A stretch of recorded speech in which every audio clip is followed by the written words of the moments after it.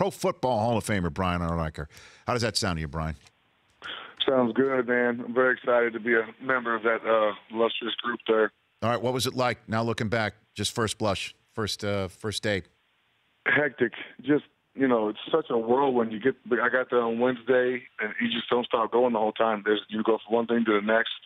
As you can tell, my voice is still kind of hoarse from all the talking I was doing all weekend. But people are so appreciative. The people in Canton are unbelievable. If I hear "Welcome home to Canton" one more time, I'm pulling my hair out. No, you got to stop using that turn of the phrase, Brian. Come on now. Around you, I do. Sorry about that. Yeah, because you do shake everybody's hand. I mean, you meet the entire town, pretty much. You really do. They embrace the Hall of Fame. It's really cool to see. They mean it when they say that to you. Welcome home. They mean it. They don't just say it to say it. They mean it, and it really comes across that way. What was it like? Let's put it this way. LaDainian Tomlinson said his aha moment. He said every Hall of Famer has an aha moment where they realize that this is different. He said his is when Jim Brown sat next to him at the State of the Hall speech last year. What was yours? Did you have one this weekend? So mine was probably at the luncheon on Friday. Because they have the Hall of Fame luncheon there. It's just Hall of Famers only. And you're sitting in there, and Joe Namath speaking. Chris Carr's walking around. Michael Irvin speaking. And there's probably 20 guys that spoke.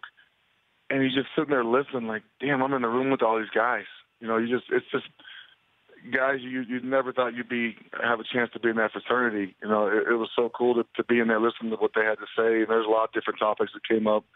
But that was probably when it hit me. And then Friday night at the Gold Jacket dinner, the Gold Jacket dinner, when I walked through the gauntlet there to get up to the stage, another time it hit me there too. There's probably 3 or 4 over the course of the weekend that hit me pretty hard. And what about closer to your professional home, Butkus being there, Dick Butkus being there? Did you have any conversation with him, special chit-chat, Bears chit-chat with him?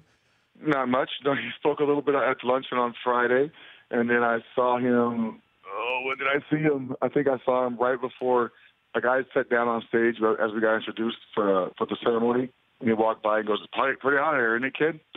That's all he said. That's what he said? That's what he said. Pretty hot, isn't it, kid? He's got such a great humor. I've known him for probably 15 years now. Sure. You got to get him. He means well, but he has a funny sense of humor. Well, he's been there and done that, Dick Butkus. Oh, I know. Yes. And I'm sure again that you have had experiences with him, but never where you both have a jacket, man. That's incredible.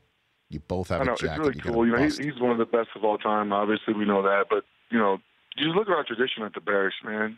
Bill George. I said this in my speech. Bill George, Dick Butkus, Mike Singletary. Now, it's unbelievable the great linebackers we've had.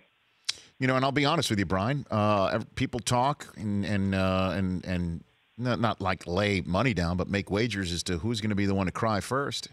I heard your name a lot, Brian, throughout the weekend, and you almost paid off that bet. You were almost the first one to go when you mentioned your mom. That gets everybody, but you were almost the first to go, Brian. I know, but I wasn't. Well, the bad thing was I was the first of the modern-day guys to go. That's right. The older guys are all tough. They're like, I'm not crying. These things are sissies. I'm not going to get up here and cry. You think Jerry Kramer's going to cry? Robert Brazil? They're not going to cry.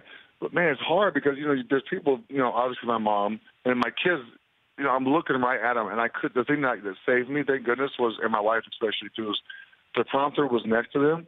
So I was looking at the prompter and not at them. Because if I'm seeing them, I'm losing it for sure. I'm definitely going to cry. So I was able to not look right at them when I spoke to them. The Rich Eisen Show, weekdays at noon Eastern on Audience.